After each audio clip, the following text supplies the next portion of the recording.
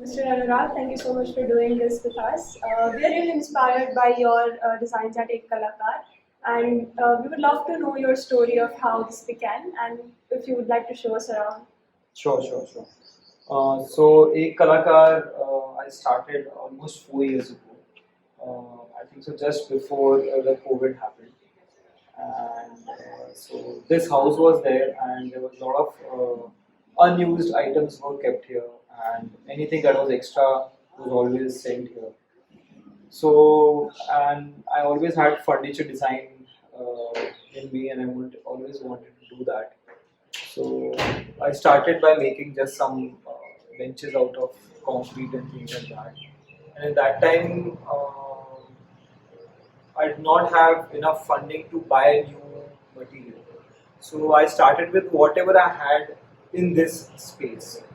And from there, I got the philosophy of using whatever material is available. So at Ek Kalaakar Designs, we make furniture and lightings out of waste material, scrap material, and anything that we can get our hands on. Right. So all of these things that we see here is basically your raw materials. Yes. So everything in here, what you see is basically, for others it is a waste material, but for me it's like kind of my inventory, my gold. Right. So one person's trash, Yeah. one person's treasure. Yeah.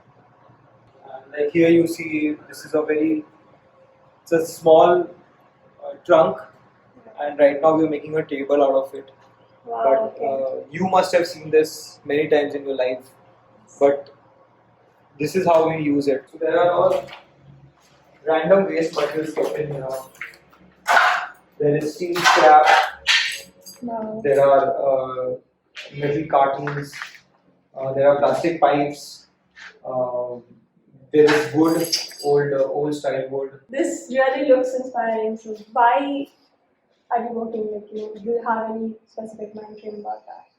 In every Indian house, I'm sure, like when you're using a t-shirt, the t-shirt after some year it becomes your pota. Yeah. So the idea of using things to the maximum limit has always been there in our culture. But now with so much of development, the money power increasing, buying power of people increasing, we are buying a lot of things every day. We are trying to consume more and more and more. As designers, we are taught to make new products. Okay, we are taught that the product should be made so that other people buy. So my idea is, even if you want to buy, I'm not saying don't buy things, but whenever you buy it in a responsible way. If you are trying to, your first step towards sustainability can be by just using a bamboo toothbrush. So somewhere I thought, I cannot demand from people not to consume. Yes. I can only demand from people, okay, I'm giving you a good product, but made in a way that has affected the environment not much as compared to something that has been made out of a new material. The idea was always there to work towards some kind of sustainability in some or the other form. And when I got the opportunity, this is how I started. So you've really encashed it well. No, I'm not. I'm still trying to catch it. This is serious growth, and we're Yeah. really happy to see that. At least if we are not able to do anything while purchasing these products as a customer, Yes. we know that we are doing something. As a on our consumer, you can part. take that call.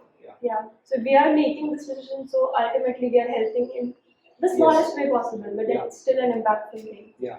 Right. So can you talk about some of your products? Yeah, sure. So, like I said, we tend to use different kinds of waste and scrap material, whatever ways we can. So, when we make a product, what we tend to do is we tend to design around that waste material. So, for example, if you have this, this is a first prototype we have made. So if we are trying to design something around this tire now, so this is a storage unit, like a bar unit, and it opens up. There's a light inside. So So it's a very basic design. It's not 100% waste material. Yeah. So all this is made out of new materials, Right. and this is made out of hemp cloth. So in our designs, we have like in some of the cases it's 50% waste material and 50% new material. In some cases it's 70-30%. Right. So I'll show you some of the finished products that we have in here. Also, what are some materials that you use majorly when making these products? Yeah.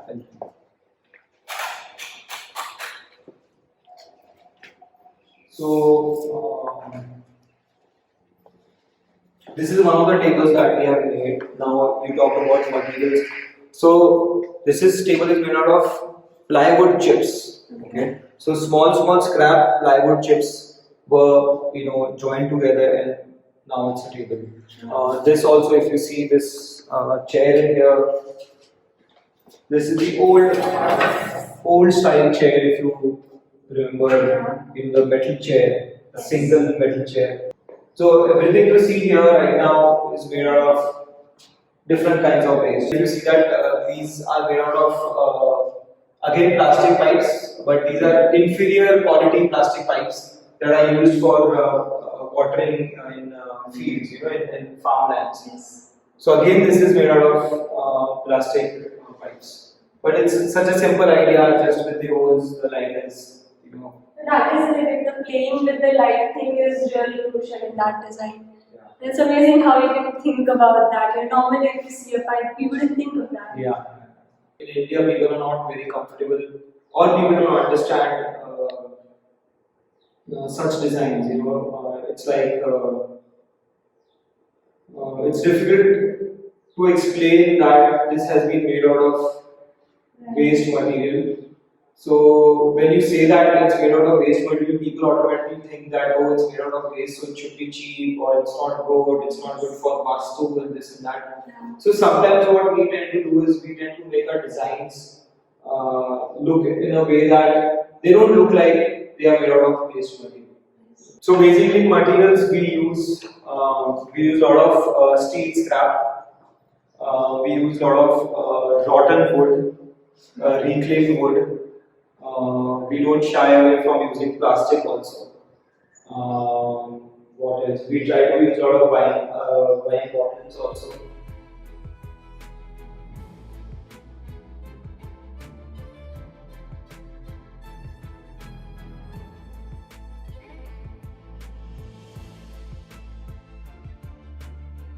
This is amazing. How are you planning on taking new ideas? So right now we are wanting to work more with tires. We will be making more products out of tires, and also the materials that we have right now. We have not made a lot of products with them, so we still have a lot of opportunity in exploring the corrugated sheet. That's really good. Upcycling is an upcoming concept that actually deserves a lot of credit, a lot of recognition. Yeah. It's an amazing concept.